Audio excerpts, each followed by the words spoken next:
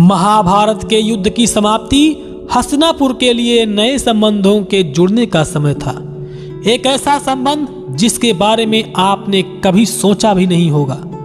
दुश्मन का दुश्मन से मेल, ऐसा कुछ जो महाभारत में कुछ होने की उम्मीद ही नहीं थी।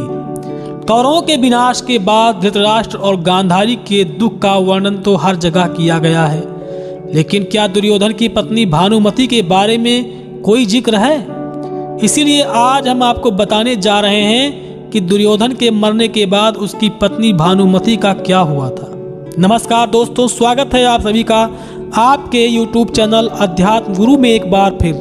मित्रों, इस कथा को शुरू करने से पहले आपसे निवेदन करना चाहूँगा कि अगर आप ऐसे ही ज्ञानवर्धक कथाओं को सुनना पसंद करते हैं व देखना चाहते हैं तो हमारे इस चैनल को सब्सक्राइब कर लें। जो भी नया वीडियो बनाऊंगा तो उसकी जानकारी आपके मोबाइल पर नोटिफिकेशन के जरिए मिल जाया करेगी और आप मेरे नए कथाओं का भी ऐसे ही आनंद ले पाएंगे।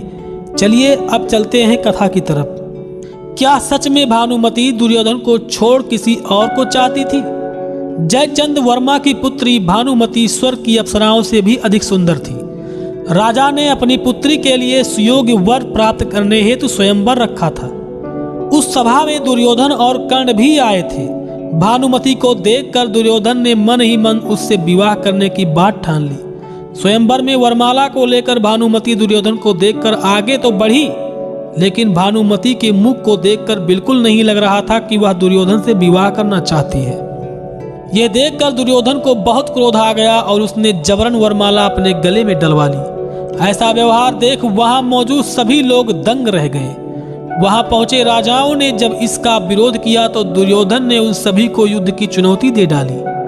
दुर्योधन ने ऐसी चुनौती की वहां दुर्योधन के जीजा जयद्रथ को छोड़कर सभी पीछे हट गए। लेकिन फिर दुर्योधन ने सभी को कर्ण से युद्ध करने को कहा। कर्ण ने सभी को पराजित कर दिया। अंत में जयद्रथ भी पराजित हुआ, लेकिन दोनों ने एक दूसरे की वीरता की तारीफ की और फिर मित्र बन गए। दुर्योधन ने शक्ति के बल पर भानुमति से विवाह कर लिया, लेकिन भाग्य को कुछ और ही मंजूर था। महाभारत युद्ध में दुर्योधन और कर्ण दोनों मारे गए। महाभारत युद्ध में अर्जुन के पुत्र अभिमन्यु ने भानुमति के पुत्र लक्ष्मण का वध कर दिया था।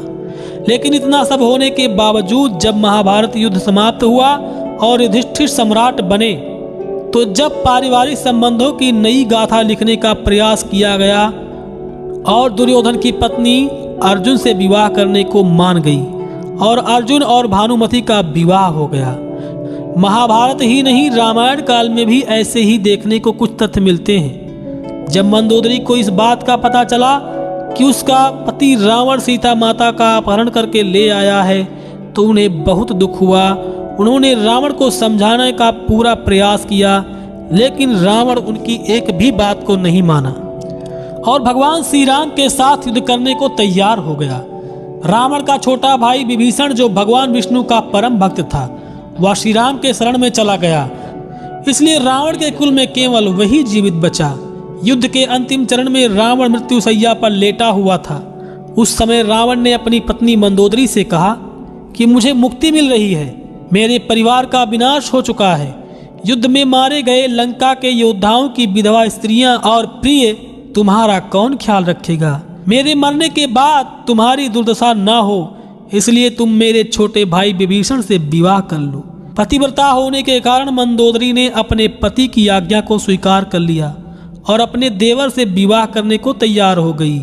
इस तरह रावण की मृत्यु के बाद भी मंदोदरी लंका की महारानी बनी रही। इस तथ्य का प्रमाण आपको गिरधर रामायण, जो गुजराती भाषा में है, उसमें मिल जाएगा। तो मित्रों, आपने देखा कैसे पौराणिक काल में कैसे परिवार को संभाला जाता था। अगर आपको वीडियो पसंद आई तो वीडियो को लाइक करें, शेयर करें और जिन लोगों ने हमारे चैनल को अभी तक सब्सक्राइब नहीं किया है वो चैनल को सब्सक्राइब कर लें, ताकि जो भी नया वीडियो बनाऊं तो उसकी सूचना आपको आपके मोबाइल स्क्रीन पर मिल जाया करे, जिससे आप मेरे नए कथाओं से वंचित न रह जाएं। मित्रों, अब आपसे लेते हैं इजाज़त और आपका इस वीडियो को देखने के लिए बहुत बहुत धन्यवाद। जय श्री राम, जय श्री कृष्ण, जय हिंद, जय भारत।